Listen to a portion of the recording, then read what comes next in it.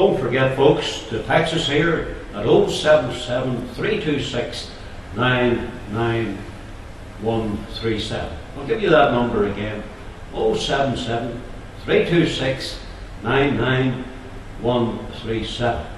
Now, we're very pleased to have two lovely ladies with us here from Kilrea, and one of them's called Pearl Hutchison, and she can tell you all about the history of Kilrea and the surrounding districts. And we're going to ask her to speak upon something different here today. We're going to ask her to speak about a wee cottage called Rosie's Cottage. Pearl, you're very welcome, as I said. Could you tell us something about this cottage? Could you sit a wee bit over near the mic, please? That's it. Get the two of you get good and near to it, because everybody wants to hear you. That's it. And don't be afraid to shout out. Could you tell us a wee bit about this cottage? Rosie's Cottage is in the townland of Maghera, which is about a mile from Kilrea. It has been derelict for at least 25 years, and my husband inherited a little cottage with the farm. The little cottage was one of two on the farm, and it was used by people who worked, farm labourers who worked in the early days. The farm was owned by an Adams family.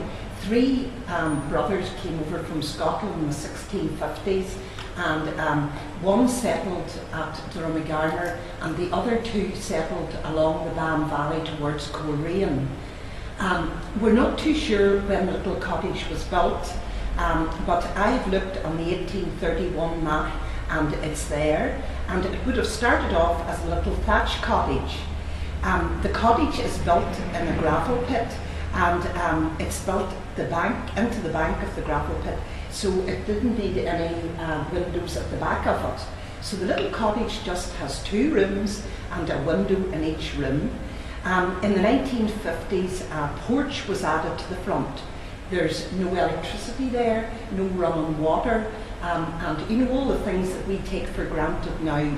So we're sort of talking about a different era. In 2003, my husband Crichton, who owns the cottage, was diagnosed with Parkinson's disease, and he had led a very busy life in the engineering works just nearby, and he was feeling a bit down. So one night I said to him, "Come on, let's go and visit Rosie's Cottage." So we went. It wasn't easy getting in because a tree was growing out of one of the gables of the cottage. There was a hole in the roof, and all around it was overgrown completely. So we sort of had to hack our way into the house. And once we got in there, I was just mesmerised, because the fire, the grate, some sticks were still in it after all those years. And so I said to my husband, "Let's fix it up. Let's clean it out, and we'll get 2 chairs and we'll just sit by the fire, we'll light a fire." And little did we realise where this would take us, the journey that it would take us on. So we started in 2003, October 2003, and from that, for the whole winter, we worked in a little cottage. It was great therapy for my husband, and it was hard work for me, because he said, "If you want to clear out this cottage, you're going to have to do it on your own." And so I got somebody to help me. The walls were covered with green paint, you know, that lovely sort of green paint, full of lead, I'm sure. There was no electricity, it was sort of dark, so I painted by candlelight. And it was just wonderful. The next day when I went up in daylight, there would be big spots where I had missed, but it was very exciting. And then we eventually got the fire lit. The fire is sort of like a hearth fire, only it's up off the ground a bit. And the chimney was just stacked, packed solid, where the birds had been building for 25 years. And so we had to get somebody to poke the chimney down, and we took barrel loads of sticks out of the fire, and then we lit the fire. And anybody who has ever experienced a hearth fire will know it was just wonderful. The wind was howling outside, the rain was on, it was dark, but when you had a fire. So I used to go up there and work, and one day I thought to myself, I wonder who I could get to make a pancake. If we could only make a pancake on this fire, it would be such fun. And so I thought about it, and then I thought of my little friend. And she is now called Rosie. She's got a new name. She did have another name. And I asked her if she would come and on a griddle make us some pancakes.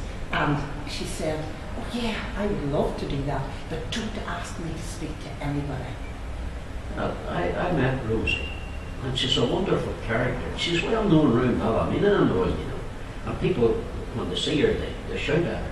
And I'm glad to see that you've got Rosie there beside me. Rosie, would you come over here to that mic there? Or we'll get